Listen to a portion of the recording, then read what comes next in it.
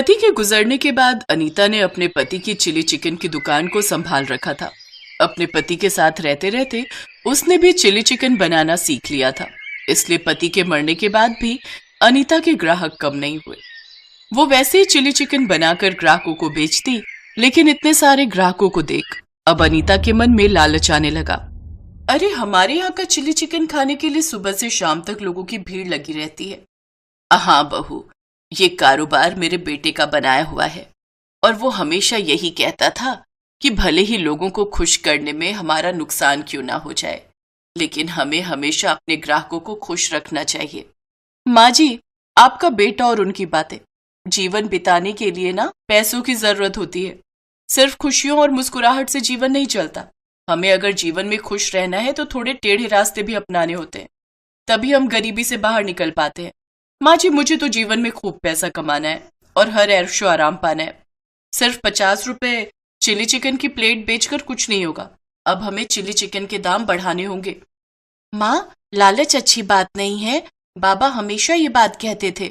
अब आप दोनों मुझे मत समझाओ। अब चिली चिकन का व्यापार मैं अपने तरीके से चलाऊंगी। अगले दिन जब ग्राहक बिरयानी खाकर अनीता को पैसे देने लगते हैं तो वो उन्हें वापस करते हुए कहती है, ये रखिए अपने 50 रुपए और ये पढ़िए बोर्ड जिसमें दाम लिखे हैं। लेकिन ठेले पर लगे बोर्ड पर तो 50 रुपए लिखे हैं, फिर ये बोर्ड? ये नया बोर्ड और नए दाम है। आज से चिली चिकन के नए दाम यही हैं। ये अच्छा तरीका है ग्राहकों को लूटने का, है? पुराना बोर्ड दिखाकर ग्राहकों को बुलाते हो, फिर नया बोर्ड दिखाकर ग्राहकों से पैसे ऐंठते हो। ये लो 100 रुपए, अब नहीं आऊंगा कभी तुम्हारे ठेले पर। राजू ग्राहक गुस्से में वहां से चला जाता है। इसी तरह अनीता सब ग्राहकों को बेवकूफ बनाती गई और उस दिन उसने धोखे से अच्छी कमाई कर ली। ये देख रूही, आज हमें कितनी कमाई हुई है। वाह वाह वाह वाह वाह, मजा आ गया। माँ, सब ग्राहक यहाँ से नाराज होकर गए हैं। ये आपने अच्छा नहीं किया, आपने ग्राहकों के साथ खेल खेला है। ये सही नहीं है माँ। तू चुप कर, जब देखो अपने ज्ञान की पुंगी बजाती रहती है। चल अब घर चल। लेकिन अगले दिन से दाम बढ़ने के कारण उसकी दुकान पर ग्राहक कम आने लगे, जिस कारण उसकी उस दिन कुछ खास कमाई नहीं हो पाई। ऐसे ही कुछ दिन तक चलता रहा। अब उसके ग्राहक टूटने लगे। ओफो, क्या मुसीबत है। दाम बढ़ाते ही ग्राहक आना भी कम हो गए। ऐसे तो धंधा मंदा हो जाएगा। लगता है अनीता अब कोई दूसरी तरकीब सोचनी पड़ेगी। फिर अगले दिन अनीता मंडी में चिकन खरीदने जाती है तो अनीता मदन को 100 रुपए देती है। अनीता बहन जी, चिकन आज 100 की जगह जो है 200 रुपए किलो हो गया है, बता रहे हैं। क्या? लेकिन एक ही दिन में तुम इतने दाम कैसे बढ़ा सकते हो? अरे क्यों, जब तुम्हारा चिल्ली चिकन 50 की जगह 100 का हो सकता है, तो फिर हमरा क्यों नहीं हो सकता भाई?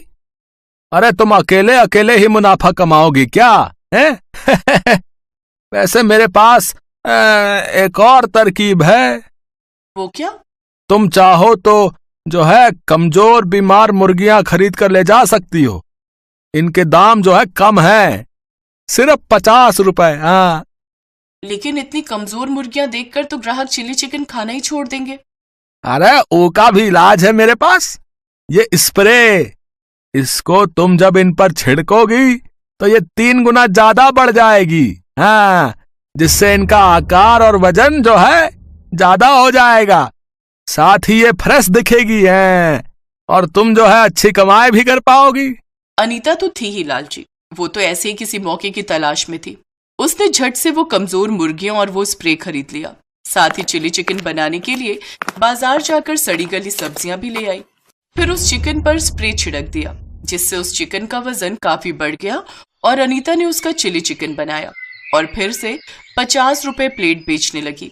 आइए आइए, सिर्फ 50 रुपए प्लेट चिली चिकन खाइए, आइए आइए। कम दाम सुनकर फिर से लोगों की भीड़ उसके पास लगने लगी और उसकी अच्छी कमाई होने लगी। एक ग्राहक, बहन जी, वैसे आपके इस चिली चिकन में पहले जैसा स्वाद नहीं रहा। हाँ, बिल्कुल ठीक कहा आपने। वो ये कह ही रहा होता है कि तभी उस आदमी को उल्टियां होने लगती हैं। देखते ही देखते और लोग भी उल्टियां करने लगते हैं। ये देख अनीता घबरा जाती है।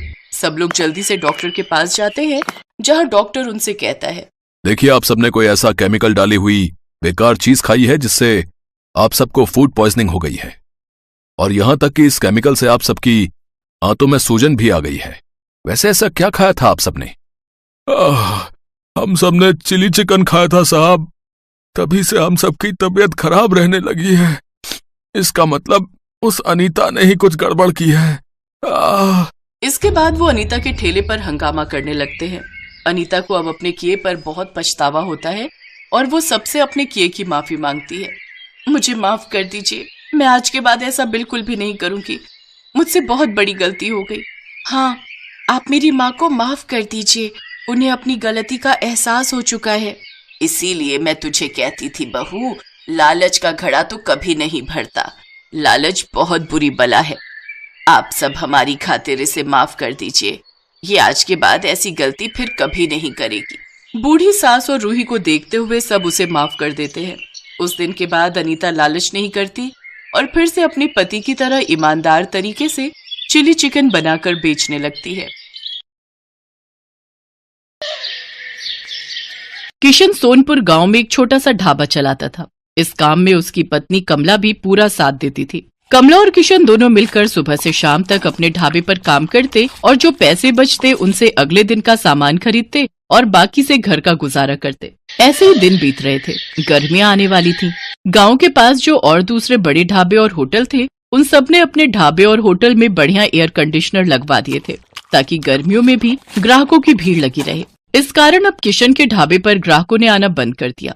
अब ज्यादातर ग्राहक दूसरे ढाबों में ही जाकर खाना खाने लगे। इस कारण किशन की आमदनी बिल्कुल ना के बराबर हो गई। कमला, अब तो ढाबे पर ग्राहकों की भीड़ लगनी बंद हो गई है। एक भी ग्राहक रोटी खाने के लिए नहीं आता। सबको एसी ढाबों में खाने की आदत हो गई है। और वैसे भी गर्मी के मौसम में कौन भला हमारे इस छोटे से पुराने ढाबे पर खाना खाएगा। सबको एसी की ठंडी हवा में खाना खाना अच्छा लगता है, पर हमारे पास तो इतने पैसे भी नहीं है कि हम बड़ा और महंगा एसी लगवा सकें। कैसे गुजारा चलेगा कमला, कुछ समझ नहीं आ रहा है। इसी बात को लेकर तो मुझे भी चिंता हो रही है। ग्राहक नहीं आते तो खाना भी रोजाना का खराब हो रहा है। हमारा तो बहुत नुकसान हो जाएगा। अब तो थोड़े से ही पैसे बचे हैं जिनसे सिर्फ एक दाल और रोटी बना सकते हैं। उसके अलावा हम कुछ नहीं बना सकते। किशन भाई, गर्मी में यहाँ बैठकर खाना बहुत मुश्किल है। आज तो मैं गलती से बैठ गया, नहीं तो अब तो मैं एसी वाले ठंडे ढाबे में ही खाना खाऊंगा। वहाँ थोड़े पैसे ज्यादा होते हैं पर आराम से खाना तो खा लेते हैं। लाओ, कितने पैसे हो गए? 50 रुपए। ये लो, और इस ढाबे का कुछ करो और साथ में एसी ढाबा करो इसे, नहीं तो कोई खाना खाने नहीं आएगा। दिन पर दिन किशन और कमला परेशान रहने लगे। अब तो इक्का दुक्का ही ग्राहक उनके ढाबे पर आता। इस कारण किशन ने सिर्फ एक दाल और रोटी बनानी शुरू कर दी, क्योंकि बाकी चीजें अगर वो बनाए तो ग्राहक नहीं आए तो खराब हो जाएंगी और फिर पैसे भी तो चाहिए। इसी कारण वो जैसे तैसे अपना ढाबा थोड़ा बहुत चला रहा था। कमला, आज बस 250 रुपए की कमाई हुई है। अब तो कोई रास्ता ही नजर नहीं आ रहा है। मुझे लगता है हमें अपना ढाबा बंद करना होगा। किशन के ढाबे के सामने एक बहुत बड़ा ढाबा था। वहाँ ग्राहकों की भीड़ लगी रहती थी, क्योंकि इस साल ही वहाँ के मालिक रघु ने बहुत ही बढ़िया मरम्मत करवाकर ढाबे में एसी लगवा दिया था। क्या बात है किशन, आज भी तेरे ढाबे पर कोई नहीं आया? एक काम कर, ढाबे पर ताला लगा दे, अब तेरा ढाबा नहीं चलने वाला। इतनी भारी गर्मी में एसी के बिना कोई खाना खाने नहीं आएगा, और तेरे पास इतने पैसे नहीं है कि तू मेरी तरह इतना महंगा एसी लगवा सके। और मैंने एक नहीं दो एसी लगवाए हैं, तब जाकर अच्छी कमाई हुई है। किशन और कमला ने सोच लिया था कि अब इस ढाबे को बंद कर देंगे। थोड़ा बहुत राशन रखा था, जिससे उन्होंने आज का ढाबे का खाना बना लिया था। कमला, ये दाल और रोटी जो बनाई है बस आज की बेच लेते हैं, कल से ताला लगा ही देंगे। कोई फायदा दिखाई नहीं दे रहा है। हाँ, मैंने जो दाल बची थी वो बना दी है, और थोड़ी बहुत तंदूर की रोटियां भी। उस दिन पूरा दिन कोई भी ग्राहक नहीं आता। दाल और तंदूर की रोटियां ऐसे ही रखी थी। कमला, मुझे लगता है अब कोई नहीं आएगा। रात के 9 बज रहे हैं, हमें घर चलना चाहिए। सामने रघु के ढाबे पर भीड़ लगी हुई है, तो भला यहाँ कौन आएगा? तभी किशन देखता है सामने रघु के ढाबे पर एक बहुत ही जरूरतमंद आदमी अपनी गर्भवती पत्नी के साथ कुछ मदद मांग रहा है। भैया, मेरी मदद करो। मेरी पत्नी की तबीयत बहुत खराब है। हम पर कुछ गुंडों ने हमला कर दिया। हमारी गाड़ी, मोबाइल, पर्स, कैश, जेवर सब लूट कर ले गए। हम शहर जा रहे थे, हमें नहीं पता कि इस रास्ते पर बदमाश हमें लूट लेंगे।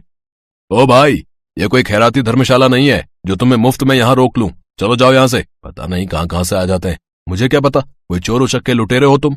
आजकल किसी का कोई भरोसा नहीं है। ओ छोटू, इन्हें बाहर भेज और ढाबे का शटर गिरा दे, मैं घर जा रहा हूँ। ऐसा ना कहो, मेरी पत्नी की तबीयत सचमुच बहुत खराब है।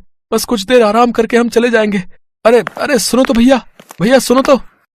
सुनो जी, अब खड़ा नहीं हुआ जा रहा। मुझे बहुत प्यास लगी है, थोड़ा सा कहीं से पानी ले लो। किशन और कमला उस व्यक्ति और उसकी पत्नी को देख रहे थे। किशन दौड़कर उनके पास जाता है। भैया जी, आप चिंता मत करो, आप मेरे साथ मेरे ढाबे पर चलो। आइए बहन जी, आप मेरे साथ आइए। किशन और कमला उस व्यक्ति को और उसकी पत्नी को अपने ढाबे पर ले जाते हैं। साहब, ये दाल और रोटी आप खा लो, यहाँ कोई चिंता वाली बात नहीं है। पता नहीं, हम तो पहली बार इस रास्ते से गुजर रहे थे। जंगल का रास्ता था और पता ही नहीं चला कि कब इन बदमाशों ने हमारी गाड़ी को रोक लिया। किसी तरह से उनसे रहम की भीख मांगकर मैं अपनी पत्नी को सुरक्षित बचा कर लाया। मुझे धन दौलत की कोई कमी नहीं है, बस मैं तो कुछ देर आराम करने के लिए वहां सामने के ढाबे से मदद मांग रहा था, पर उन्होंने तो मेरी बात पूरी सुने बिना ही मुझे मना कर दिया। मैं अगर आज कुछ देर वहां रुकता तो अगले दिन अपने नौकर के हाथ पैसे भिजवा देता। तुम बहुत भले हो, तुमने भी तो बिना जाने पहचाने आज हमारी मदद कर दी। अच्छा, तो तुम ये ढाबा चलाते हो? साहब, चलाता तो हूँ, पर आज मेरा इस ढाबे पर आखिरी दिन था। मैं इस ढाबे को बंद कर रहा था। शायद आपकी किस्मत में आज मेरे ढाबे की रोटी खाना लिखा था। किशन अपना सारा दुख उस व्यक्ति को बताता है। चिंता मत करो भाई, अब तुम्हें इस ढाबे को बंद नहीं करना पड़ेगा। मेरा नाम वीरेंद्र सिंह है, मैं शहर का जाना माना व्यापारी हूँ। मेरे पास भगवान का दिया सब कुछ है, बस एक औलाद की कमी थी, वो भी भगवान ने हमारी झोली में खुशियां देकर पूरी कर दी। आज मेरी पत्नी की तुमने बहुत मदद की है, अब उसकी तबीयत में भी सुधार है और हम पति पत्नी सुरक्षित घर पहुंच जाएंगे। इससे बड़ी और क्या बात होगी? सुषमा, अब तुम्हें कैसा लग रहा है? मैं बिल्कुल ठीक हूँ जी, कमला ने मेरी बहुत देखभाल की है, अब मुझे बिल्कुल ठीक लग रहा है, अब मैं सफर कर सकती हूँ। किशन, तुम चिंता मत करो, मैं कुछ दिनों में तुम्हारे पास आता हूँ। तुम्हारे इस ढाबे को एसी ढाबा बनाने की जिम्मेदारी मेरी है। किशन और कमला की खुशी का ठिकाना नहीं था। उन्होंने किसी मजबूर की सहायता की तो भगवान ने उनकी सहायता की। कुछ दिनों बाद जब वीरेंद्र सिंह लौटता है तो उसके हाथ में एक मिठाई का डिब्बा था। उसकी पत्नी के बेटा हुआ था। बेटा होने की खुशी जानकर कमला और किशन भी बहुत खुश होते हैं। वीरेंद्र सिंह अपने खर्चे से किशन और कमला को एक बहुत ही बढ़िया और बड़ा एसी ढाबा बना कर देता है, जो फुली एयर कंडीशनर था। किशन का ढाबा किसी बड़े 5 स्टार होटल से कम नहीं था। अब तो ग्राहकों की भीड़ उस ढाबे पर आने लगी।